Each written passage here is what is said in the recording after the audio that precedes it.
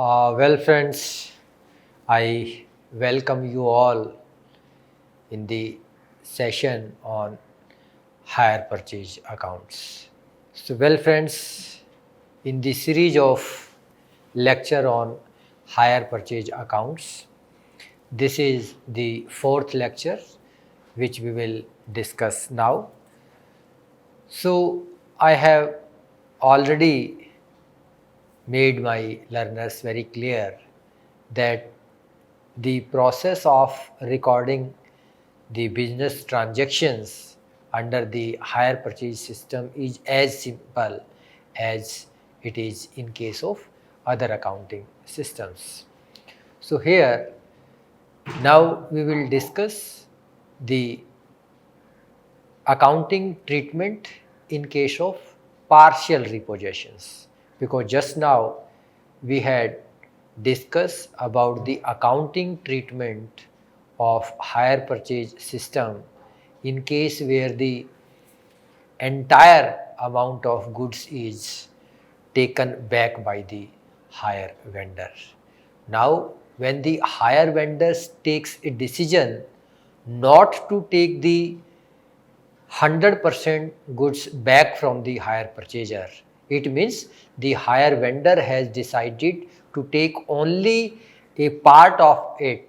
Then how the accounting treatment will take place and what sort of journal entry will be passed in the books of the hire purchaser and in the books of the hire vendor as well, that we will discuss in this lecture.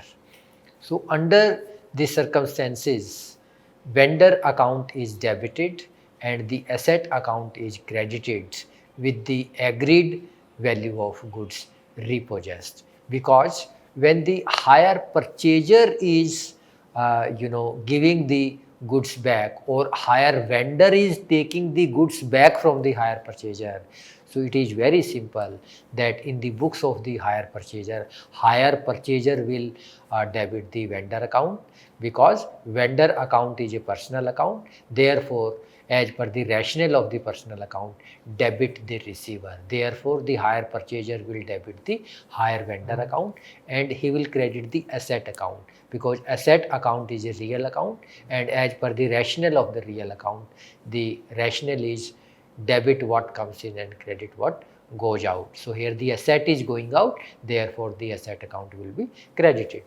Partial repossessions. So what actually the partial repossession is all about? So let's see. Sometimes what happens that in case of default, the vendor enters into a compromise with the hirer, that is the hire purchaser, and does not repossess the complete goods, but he repossesses a part of the goods, called partial repossession. In this case, some part of the asset is still left with the buyer. So far as the accounting treatment of partial possession is concerned, interest and depreciation entries are passed as usual in the books of both the parties up to the date of default, but not the entry for payments, because the payment entry, why the payment entry could not take place? Because only on account of not making the payment or not fulfilling the commitment, this question of repossession of goods takes place. As some part of the asset is left with the hire purchaser, the hire vendor does not close the hire purchaser account in his books, because in case of complete repossession, the hire vendor also close the account of hire purchaser in his books, and the hire purchaser also close the account of hire vendor in his books. So nor does the hire purchaser close the hire vendor account in his books. They ascertain the current value of the asset repossessed with the help of an agreed rate of depreciation. So both mutually discussed and agree upon a mutual rate of depreciation, and then based on the rate of depreciations mutually agreed by both the parties, they decide the value of the asset. It is usually an enhanced rate. So this rate of depreciation is usually as enhanced rate. It means the rate of depreciation is comparatively more than the rate of depreciation in case of normal situation. The hire vendor debit the same to the goods repossessed account and credit it to the hire purchaser account. Yes, of course, when the part of the goods is coming to the hire vendor, he will debit the goods repossessed, because goods repossessed is a real account, and as per the rationale of the real account, debit what comes in. So the goods is coming in, therefore the account of goods must be debited, and here he will credit the hire purchaser account, because the hire purchaser account is the personal account, and as per the rationale of the personal account, debit the receiver and credit the giver. So here hire purchaser is the giver, therefore his accounts must be credited. Similarly, the hire purchaser debit the hire vendor's account and credit the asset account. So why do the hire purchaser do this? Because when he is returning the goods, so in that case the goods is going out.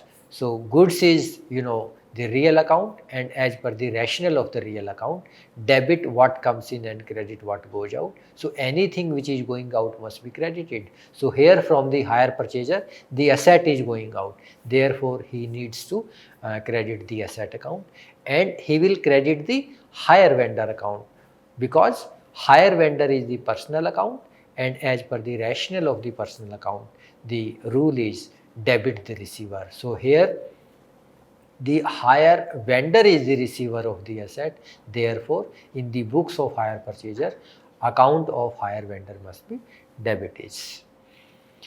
As for the part of asset left with him, the hire purchaser applies the normal rate of depreciation and shows the depreciated value as a balance in the asset account. The balancing figure is in the asset account will show the profit or loss on default, and it will be transferred to the profit and loss account. So the hire purchaser will always apply the normal rate of depreciation on the asset account.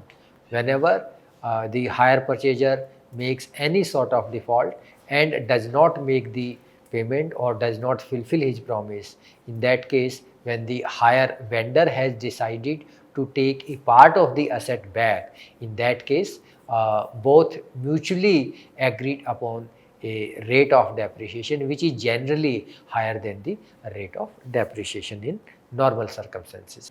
So we have an illustration.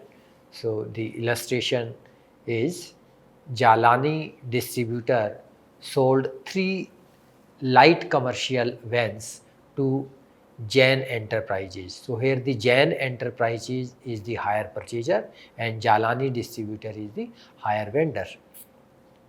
On 1st January 2017 on hire purchase system. The price of each van was rupees 90,000, payment of which was to be made as follow. So there are 3 light commercial vehicle and the price of each van was rupees 90,000. So it means 90,000 multiplied by 3, it means 2,70,000. So the first one is rupees 30,000 as down payment for each van. So it means there are 3 vans. So if rupees 30,000 is down payment for one van, so for 3 it is 90,000. So down payment is 90,000.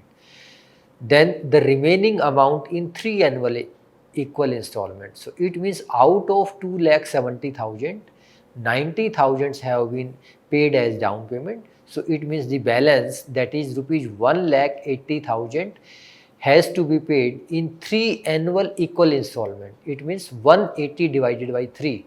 It means there would be 3 installments of rupees 60,000 each, along with interest at the rate of 15%. So these 3 annual installments of rupees 60,000 would be paid along with interest, and the rate of interest would be 15% per annum. Jain Enterprises were charging depreciation at the rate of 20%. It means the hire purchaser charges the rate of depreciation at the rate of 20% per annum on the basis of a written down value method. After payment of first installment on 31st December 2017, the hire purchaser could not pay the further installments. It means the hire purchaser could make only first installment on 31st December 2017 and could not make the further two installments of rupees 60,000 each. It was agreed between the parties, it means it was agreed mutually between hire purchaser and hire vendor for repossession of two vans adjusting their values against the amount due. So out of three commercial van, only two vehicles were taken back by the hire vendor. For this purpose of repossession, goods were repaid at a cost of rupees 2000. So after taking the goods back, the hire vendor spent rupees 2000 on the repair of the goods repossessed and were then sold for rupees 92,000, and then the repaired asset was sold off against rupees 92,000. So calculate the value of repossessed stock and show the necessary accounts in the books of both the parties. In the books of Jain Enterprises Limited. So Jain Enterprises is the hire purchaser.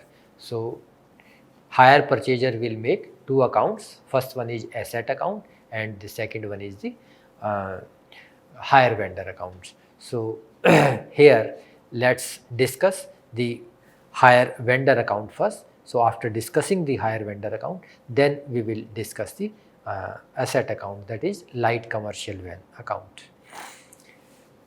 So Jalani distributor account. So in the books of hire purchaser, this is the hire vendor account. So hire purchaser, so he bought the assets, so he made the entry light commercial vans account debit to hire vendor. So in the books of hire vendor, in the account of hire vendor, buy light commercial vans 2,70,000, because there are three vans and the cost of each van was 90,000. So that way it is 2,70,000. And it is also mentioned in the question that rupees 30,000 per van was given as down payment. So there were three vans, so 3 multiplied by 30,000. So it means rupees 90,000 were given as down payment. So on the 1st January 2017, this is the amount of rupees 90,000 which is given by the hire purchaser to the hire vendor as down payment. Then at the end of the first year, the installment of rupees 60,000 plus the amount of interest was paid by the hire purchaser to the hire vendor. So rupees 60,000 was the amount of first installment. So now here we will calculate the amount of interest. So amount of interest is very simple, that out of rupees 2,70,000, 90,000 were paid as down payment. So at the end of the first year, the outstanding amount is 2,70,000 minus 90,000, that is 1,80,000. So rate of interest is 15% on 180, so it comes to 27,000. So by interest 27,000. So the first installment was paid by the hire purchaser along with interest. So 60,000 is the installment amount and 27,000 is the interest amount. So total it is 87,000. So this is the balance carried down at the end of the first year, 1,20,000. Total is 2,97,000, 2,97,000. So this balance carried down at the end of the first year will be brought down in the beginning of the second year by balance brought down 1,20,000. So by interest on this remaining amount which is outstanding at the end of the second year, 1,20,000 at the rate of 15%, it comes to 18,000. So the total is 1,38,000. So here the hire purchaser could not make the payment of second installment. So here he could not make the payment of second installments, he committed default. So therefore the hire vendor took a decision to take the 2 vehicles out of 3, he decided to take the 2 vehicles back from the hire purchaser, and how the amount will be calculated. Let's see how this amount of rupees 88,200 is calculated. We will just see it. Calculation of the value of repossessed goods. Cost price of 2 vans. So the cost price of 1 van is 90,000. So cost price of 2 vans is 1,80,000, because the hire vendor has taken a decision to take only 2 vans back from the hire purchaser. So 1,80,000. So depreciation. So the rate of depreciation, they mutually agreed upon a rate of depreciation for the value of goods repossessed 30%. So 30% depreciation on 180, it is 54,000 for the first year. And because the default has taken place at the end of the second year, so therefore second year depreciation amount will also be calculated. So, and the amount of depreciation is calculated on the basis of written down value method. So you subtract 154,000 from 1,80,000. So it is 1,26,000. So 30% of 1,26,000. So it comes to 37,800. So total amount of depreciation charged on the 2 commercial van which were taken back by the hire vendor, 91,800. So value of repossessed stock is 88,200. This is in the books of hire vendor, but the hire purchaser is charging the depreciation at the rate of 20%. So now in the books of hire purchaser, what will be the value of goods returned to the hire vendor? So the value of 2 van was 1,80,000. So depreciation 20% and 20%. So 20% of 180, 36,000. This is the amount of depreciation for the first year. Now amount of depreciation for the second year. So because depreciation is charged on the written down value method, so you subtract 36 from 1,80,000, so it comes to 1,44,000. So now 20% of 1,44,000, it comes to 28,800. So the total amount of depreciation which the hire purchaser has charged in his books is 64,800. So for the hire purchaser, the value of 2 commercial van at the end of the second year when he committed the default, it is 1,15,200. But in the books of hire vendor, the value of the 2 vehicles which the hire purchaser has given back to the hire vendor, or we can say which the hire vendor has taken back from the hire purchaser, it is 88,200. So the loss on repossession is 27,000 in for the hire purchaser. So hire purchaser, for hire purchaser the value was 1,15,200, and for vendor it is 88,200. So this loss of rupees 27,000 has taken place in the books of the hire purchaser. Now we can go back. So this amount now we have calculated 88,200. So this is closing balance at the end of the second year, 49,800. So now we can brought it down in the beginning of the third year. By balance brought down 49,800. Now we can easily calculate the light commercial van account. So in the books of hire purchaser, asset account debit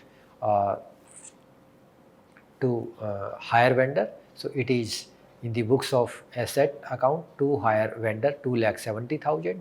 So by depreciation 54,000, 20% of 270. By balance CD 2,16,000 at the end of the first year. So now in the beginning of the second year, balance has brought down. Again depreciation 20% on 2,16,600, 16,000. This is 2,16,000. This is the printing mistake. So it comes to 43,200. So by Jalani distributors, this we have already calculated the amount 88,200, because when the hire purchaser will return the van to the hire vendor, he will make the entry hire vendor account debit to commercial van. So in commercial van, by hire vendor 88,200, and the loss has taken place 27,000, that we have already seen how it is calculated. So in the books of hire purchaser, this loss of rupees 27,000, for this the hire purchaser will make the entry profit and loss account debit to when that is the asset. So in asset account, by profit and loss 27,000. So this is the balancing figure 57,600 at the end of the second year. So this balance will be brought forward in the beginning of the third year. Two balance brought down 57,600. So this was all in the books of the hire purchaser. Now we will see in the books of the hire vendor. So Jalani Buter has made the entry hire purchaser account debit to sales, sales 2,70,000, and for the amount of interest he has debited the hire purchaser account debit to interest, that is 27,000, total is 2,97,000. So the down payment was 90,000. So he received the down payment, entry he made bank account debit to hire purchaser. So it is by bank 90,000. So at the end of the first year, he received 60,000 as first installment plus 27,000 as interest, total 87,000. So this is 60,000 plus 27, 87,000. This is by balance CD, it means this is the balancing figure at the end of the first year. Now this balance we will brought down in the beginning of the second year. Two balance brought down 1,20,000. So interest amount 18,000, total is 1,38,000. So here at the end of the second year, the default took place and the agreed value was calculated 88,200 in the books of the hire vendor. So he made the entry goods repossessed account debit to hire purchaser. So in the books of Jain Enterprises, it is buy goods repossessed 88,200. This is the balancing figure 49,800. So total is 1,38,000. So 1,38,000. So this balance of 49,800 will be brought forward in the beginning of the next year. Two balance brought down 49,800. Then goods repossessed accounts.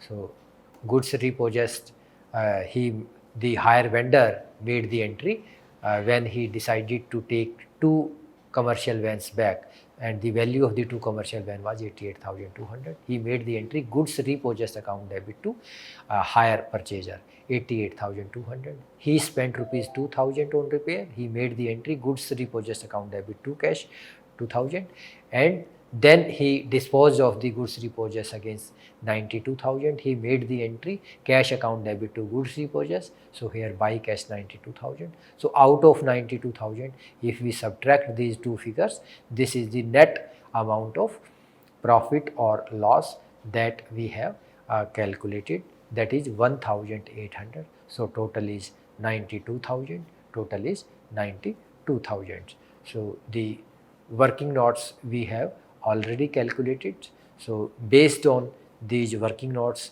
you know the value of rupees 88,200. This is the value of repossessed stock that we have calculated, because in the question it was given that out of 3 vans, the hire vendor decided only to take 2 van out of 3 from the hire purchaser, and both mutually agreed to charge the rate of depreciation at the rate of 30% in order to calculate the value of the repossessed stock. So for the first year, the value of the depreciation was 54,000, and for the second year, the value of the depreciation was 37,800. Therefore, the total amount of depreciation for the first year and for the second year was 91,800. Therefore, the value of the goods repossessed for the hire vendor is 88,200, but value of goods repossessed for the hire purchaser was the value of the two van was 1,80,000, and the hire purchaser charges the rate of depreciation at the rate of 20% in his book. So therefore, the amount of depreciation at the rate of 20% will be calculated in the books of the hire purchaser. So 1,80,000 For the first year, depreciation 20% of 180, 36,000. And in the second year, because the depreciation is charged on the basis of written down value method, so we subtract 36,000 out of 180, 144. So 20% depreciation will now be applied on 1,44,000. The amount comes to 28,800. So total amount of depreciation for the first year and for the second year is 64,800. So value of goods repossessed for hire purchaser is 1,15,200, but for the hire vendor is 88,200.